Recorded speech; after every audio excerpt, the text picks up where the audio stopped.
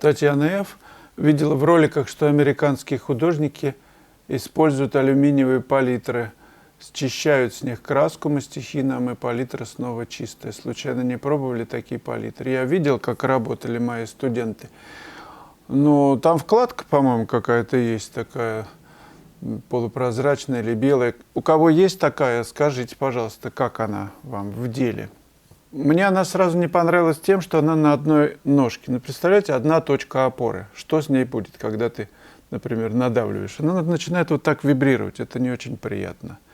Мне совсем неприятно. Мне нужно, по крайней мере, две точки опоры. Все, она никуда не девается, не вибрирует. Ну и какая бы палитра ни была, все-таки вкладыш играет основную роль, потому что он, на мой взгляд, должен быть белый. Почему?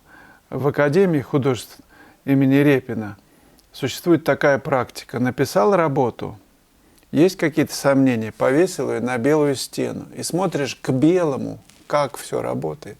Это очень важный момент. А когда ты делаешь замес на белом пластике, да, ты видишь по отношению к белому самые тонкие, отличающиеся от белого нюансы. Так и здесь. Почему вешают картину на белую стену? Видно, как работают. Вот слишком ли она в разбел там уходит. Короче говоря, у тебя есть возможность с белой стеной сравнить самые светлые части картины. Так и в замесе. Николай Чистилин думает, что настоящий мастер никогда не доволен. Ну, видимо, всегда недоволен своей работой. Ну, может, вот здесь удачно написано или там. Оценивает работу зритель. Ну да, вот вы вышли на сцену Метрополитена Опера, например, и спели там какую-нибудь Санта Лючию. Да, и зал аплодировал 10 минут стоя. А вы кланяетесь весь в цветах, в подарках, и думаете, все-таки я си бемоль немножечко пережал. Да? Не так она сегодня звучала. Вы, как автор, знаете лучше. Ну вот работу, вашу работу, выстраданную, которую вы, я не знаю, может быть, много лет сочиняли, никакой зритель никогда до той глубины понимания и восхищения образом, мазком, чем угодно, никогда не дойдет. Художники, коллеги никогда не почувствуют так же, как вы, потому что в каждом вашем мазке вся ваша жизнь, в каждом. И как они друг с другом соединены, только вы можете почувствовать. Никто почувствовать вот это волшебство, ну, если оно заложено в картину. Больше никто никогда этого не почувствует. Никакой галерейщик, никакой зритель, никакие покупатели, сколько бы эта картина ни стоила. Как тут быть? Речь не идет, а просто доволен своей работой или недоволен, а о неком восторге, который вас переполняет, когда вы пишете эту работу. Поставили подпись, все, она написана. И это состояние еще какое-то время длится. Это больше, чем доволен, недоволен. И раз оно длится, я подразумеваю, что вы будете подходить к этой работе. Конечно, оценивая, где-то, может, исправляя, но если это заложено, оно будет транслировать, ну, я не знаю, через все времена.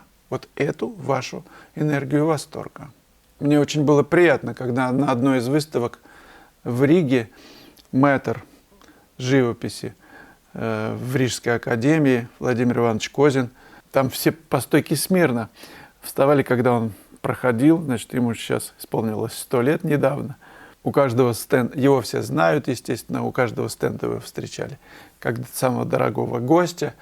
И он подошел, мы еще тогда были едва-едва знакомы, и он подошел, посмотрел мои работы и громко сказал: «Я вижу здесь восторг!» Это была очень высокая оценка. И потом я небольшое интервью с ним записала. Композиция, оно есть у меня на канале, можете посмотреть. Владимир Иванович Козин, интервью. Так вот, зритель, художник высокого уровня почувствовали восторг. Кстати, многие зрители просто проходили мимо. Кто-то почувствовал восторг, кто-то. Но такого, который испытывает художник, когда он пишет, ну и когда смотрит на работу, убежден, не испытывает никто. Что вы думаете?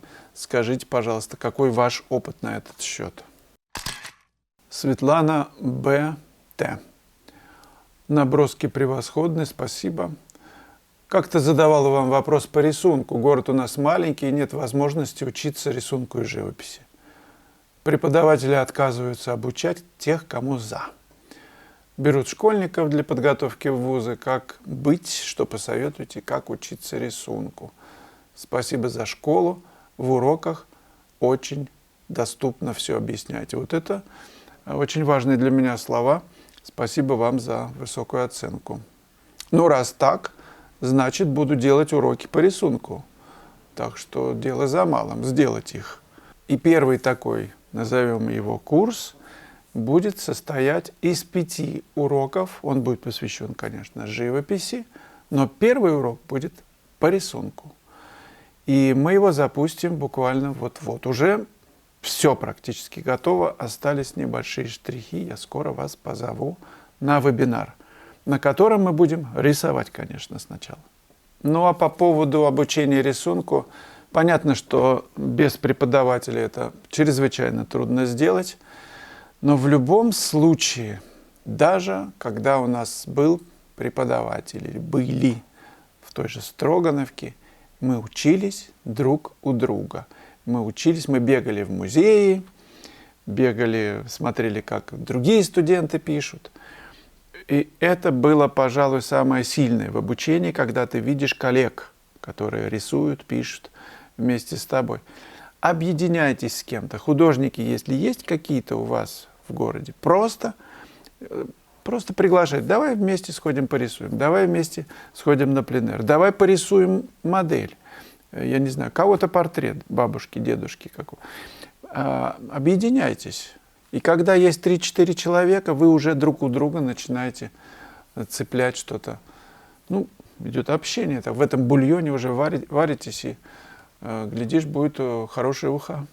Я со своей стороны буду помогать и делать все возможное, чтобы вам было удобно и интересно обучаться в моей школе. Передаю знания все, чем владею, я вам рассказываю и буду рассказывать и показывать, конечно же. Тбилисский Гамарджоба, Слава Гамарджоба, Тбилисский 6247. Скажите, пожалуйста, с какими цветами краплак розовый, на ваш взгляд, не стоит смешивать? Еще в каких фирмах вам ультрамарин показался покачественнее и прочнее? Я пользуюсь. И последний вопрос. Как вам кобальт зеленый, темный среди зеленых? Я вообще им как-то не пользуюсь. Мне хватает, очень редко пользуюсь окись хрома, ФЦ.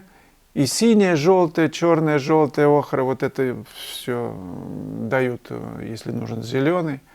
Ну, кобальт зеленый, темный. Ну, почему? Можно, в принципе, его тоже добавить в палитру. Что касается качественной, да, ультрамарин. Я пользуюсь мастер-классом, не замечал никаких-то неприятностей с ним. Розовый с чем не стоит смешивать? Да совсем можно смешивать. Все совсем. Просто делайте 2 краски в замес, и еще там 3-ю чуть-чуть. Не надо много всего, потому что будет уже сложно. Мы просто смотрим на результат замеса. А что с чем? Не так важно. То есть мы взглянули на мотив. Опа, у нас отложилось в мозгу, что нам нужно замесить. И пробуем разные краски, без разницы, что там, как они называются, розовый, не розовый, красный. Но видите, что не получается замес, который вам хочется здесь, который отложился. Значит, пользуйтесь другими красками. Главное, что не надо никаких рамок, ограничений. Например, кто-то говорил, краплак ни в коем случае там с противоположным, например, да, с ФЦ, зеленый, не смешивать. А вы попробуйте, какой нежнейший, сероватый, какой-то с оттенком розоватый, ну, в зависимости от чего больше, зеленый или краплак розовый там, да. Какие получаются удивительнейшие замесы. А вроде бы краски противоположные. Не надо никаких ограничений, я убежден. Наш мозг выстраивает ту картинку цвета, которую мы хотим получить, и просто мы ее получаем любым способом. Зенонастулаускас. Кто устанавливает гениальность написанного полотна? Эксперты? Кто?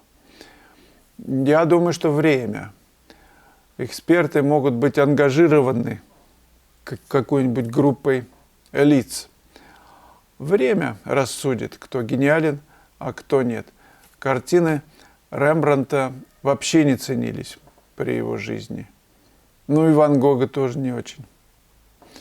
Хотя он работал 10 лет всего, и кто-то посчитал, что в день он писал, ну если разделить количество полотен, да, за его жизнь, 10-летнюю практику, в день он отрабатывал примерно 2 полотна, так, средних размеров, 2.